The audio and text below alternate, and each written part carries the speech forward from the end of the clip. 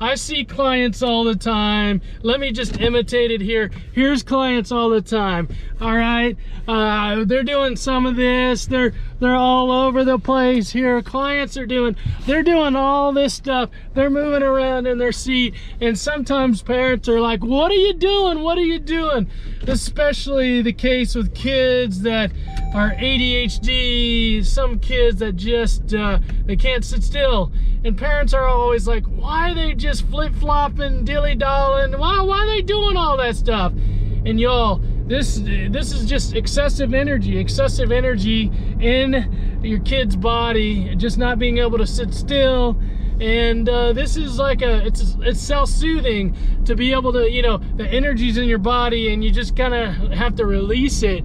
And so doing this stuff is releasing the energy in your body. And so what I help kids do and parents is we sit still. We start at a minute. We put on a timer. And I help kids just close their eyes and just focus on taking breaths, releasing that energy through breath, right? Just being mindful and centered and just breathing in and breathing out. Breathing in and breathing out. Because here's the thing.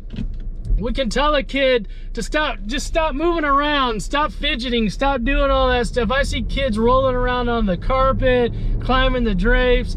If we tell them to just stop doing that, they've got this excessive energy in their body, and they don't know what to do with that excessive energy. And so what I help them do is learn to be able to control their body and their system by breathing, okay? By breathing. You know, sometimes people get focused too much on breathing in for 4 and out for 5, or breathing out for 20 and in for 6, or, you know, all those things. I just want kids to really just focus on their breath. Breathing in and breathing out. And this is really difficult, really difficult. Kids do not like doing this. It's very painful, because what they're doing is they're fighting against that energy. They're not doing this anymore. They're not wiggling in their seats, right? A lot of times schools will give kids these fidgets, and they will give the wobble chairs, and they'll give all those things, which I think that's okay and that's great. But the struggle is if we're doing these things, the fidgeting, and we're doing these wobble seats, the kids never learn how to deal with those wobbles and those triggers. And so, you know, we just continuously wobble and move all around.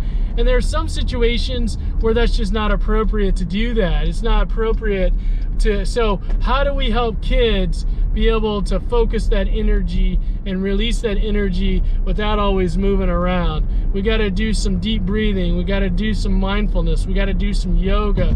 We got to do just sitting still for increments of time. So we start with 1 minute, 1 minute and 30 seconds, 2 minutes, 2 minutes and 30 seconds, right? And maybe increase it by 30 seconds.